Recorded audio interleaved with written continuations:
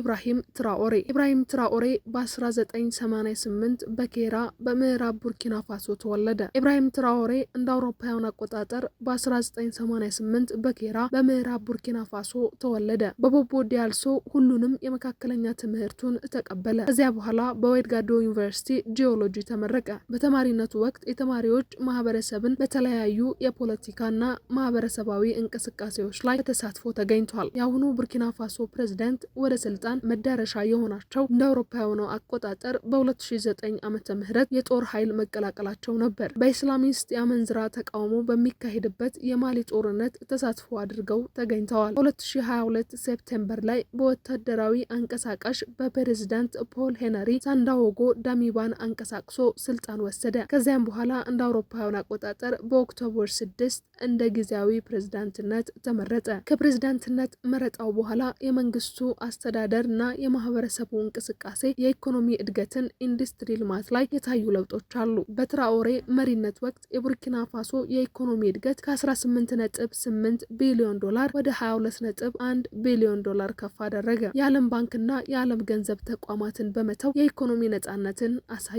እንዲሁም የሚኒስትሮችና የፓርላማ አባላት ደሞዝን በ30 በመቶ ቀነሰ። የስራ አስኪያጅ ደሞዞችን ደግሞ በ50 በመቶ ጨመረ። እንዲሁ የቲማቲምና የወርቅ ማቀነባበሪያ ተቋማትን በመመስረት የኢንዱስትሪ ልማትን አሳየ። የወርቅ ማቀናበሪያ ተቋማት በየዓመቱ 150 ቶን የሚያቀርቡ ናቸው። ወጣቱ መሪ የአውቶማቲክ ልማትና የአየር ማረፊያ እድገትንም በተመለከተ በትራኦሬ መሪነት ወቅት አዲስ የአየር ማረፊያ እድገት ተጀመረ። የኦጋዶጎ ዶንሲ አየር ማረፊያ በ2025 ለአገልግሎት ዝግጁ ሆነ። የባህላዊና የፖለቲካ ለውጦችን በተመለከተ ትራኦሬ በፍርድ ቤቶች የብሪታንያ የህግ አባላት ልብስን በመከልከል የባህላዊ ልብስን አስተዋወቀ። እንዲሁም የፈረንሳይ የጦር ኃይልን ከሀገሩ አስወጣ። የፈረንሳይ ሚዲያን እንዲሁም የውጭ ግንኙነትና የአካባቢ ስምምነቶችን በተመለከተ በ2023 በሩሲያ የአፍሪካ ስብሰባ በኋላ ትራኦሬ የሩሲያን ኤምባሲ እንደገና ከፈተ። እንዲሁም ከማሊ ኒጀር ጋር የሳሄል ሀገራት አሊያንስን አቋቋመ።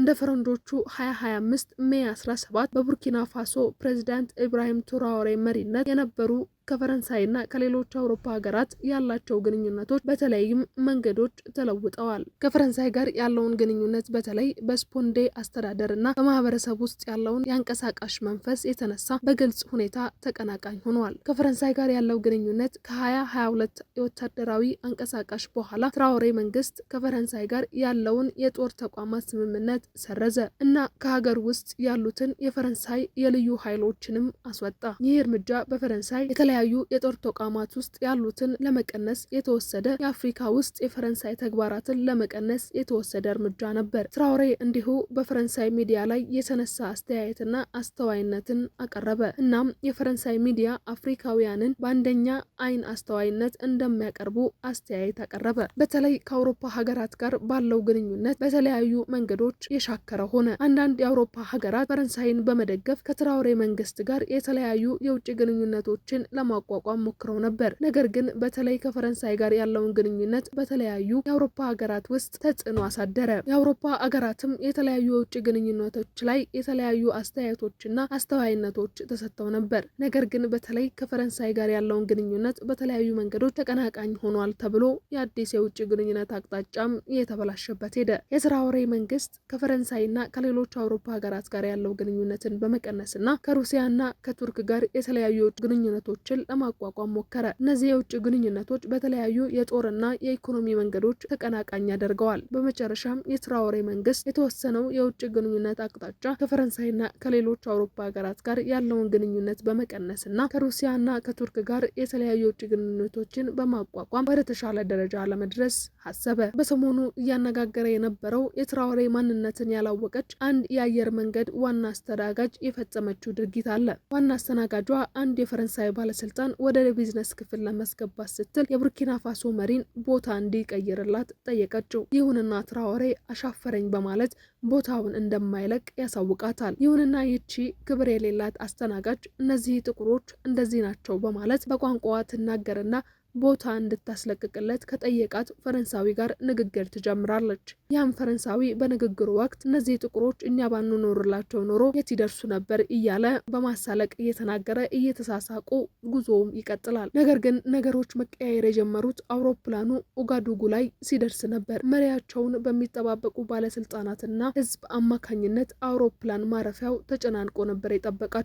ይሁንና ፕሬዝዳንቱ እንደወረዱ የወሰዱት የመጀመሪያው እርምጃ ክብር በጎደለው መልኩ ስታናግረው የነበረች አስተናጋጅንና ባለስልጣኑን በህግ ቁጥጥር ውስጥ ማዋል ነበር። ግለሰቦቹ የሀገር መሪን በመዳፈር በሚል ተጠያቂ እንዲሆኑ ወደ ማረፊያ ተላኩ። የፈረንሳይ ባለስልጣናት ጉዳዩን ለማለዘብ ቢጥሩም ሳይሳካላቸው ቀርቷል። ትራኦሬ ከዛ በኋላ ለጋዜጠኞች በሰጡት መግለጫ በሀገራችን ቡርኪና ፋሶ ውስጥ ሰውን በቆዳ ቀለሙ መለካት አይቻልም ሲሉ ተናግረው ነበር። ኢትዮጵያም ሆነ ሌሎች የአፍሪካ ሀገራት እንደነዚህ አይነት ኢነርጂ ያላቸው ወጣት መሪዎች እንደሚያስፈልጓቸው ብዙዎቹ ይጠቁማሉ። ቀደም ሲል በአፄ ኃይለ ሥላሴና በሌሎች በአፍሪካ ሀገራት መሪዎች አማካኝነት የተጀመረው አፍሪካን አንድ የማድረግ እንቅስቃሴን የቡርኪና ፋሶ ፕሬዝዳንት ኢብራሂም ትራኦሬም አፍሪካን ወደ አንድ በማምጣት ዩናይትድ ስቴትስ ኦፍ አፍሪካ እንድትባል እንደሚፈልጉም ተናግረዋል። የቡርኪና ፋሶ ፕሬዝዳንት የአፍሪካን አህጉር በአንድ ስርዓት አንድ ለማድረግ እቅድ እንዳላቸው ገልጸዋል። ሁሉም የአፍሪካ ሀገራት አንድ ሆነው የሚሰባሰቡባት ዩናይትድ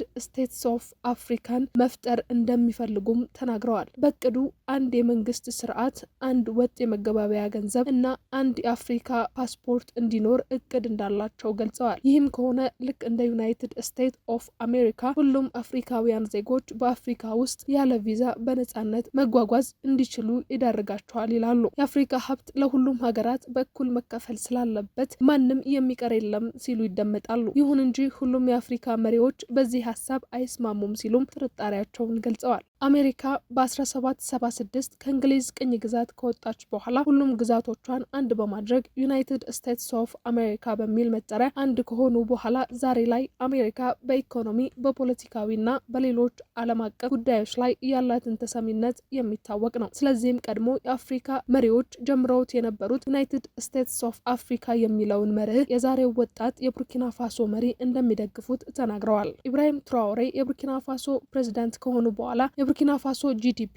ከ18.8 ቢሊዮን ዶላር ወደ 22.1 ቢሊዮን ዶላር እንዲያድግ አድርጓል። ከዓለም አቀፍ ገንዘብ አበዳሪና ድጋፍ ሰጪ ተቋማት ገንዘብ አልተበደሩም፣ ድጋፍም አላገኙም። የቡርኪና ፋሶ ሁለተኛው ግዙፍ የጥጥ ማቀነባበሪያ ፋብሪካም ተገንብቷል። አርሶ አደሮች የዕደ ጥበብ ስራ ለማበረታታት ለመርዳት ለመጀመሪያ ጊዜ ብሔራዊ ለዕደ ጥበብ ጥጥ ማቀነባበሪያንም ከፍተዋል። ፕሬዚዳንቱ የብሪታንያ ህጋዊ ዊግ እና ጋውንን በአካባቢ ፍርድ ቤቶች እንዳይለበሱ በመከልከል የሀገር ውስጥ ባህላዊ የቡርኪና ፋሶ ልብሶች እንዲለበሱ አበረታተዋል። ትራኦሬ ምርትና ምርታማነትን ለማሳደግ እርሻ ዘርፍ ላይ ለተማሩ አርሶ አደሮች ከ400 ትራክተሮች፣ 710 የውሃ ፓምፖችና 714 ሞተር ሳይክሎችን በማከፋፈል ግብርናውን የማዘመን ስራ ተሰርቷል። የግብርና ምርትን ከፍ ለማድረግ ምርጥ ዘርና ሌሎች የእርሻ ግብዓቶችም ቀርበዋል። የቡርኪና ፋሶ የቲማቲም ምርት ወደ ስልጣን እሳቸው በመጡ ጊዜ 315,000 ሜትር ቶን በ2024 ዓ.ም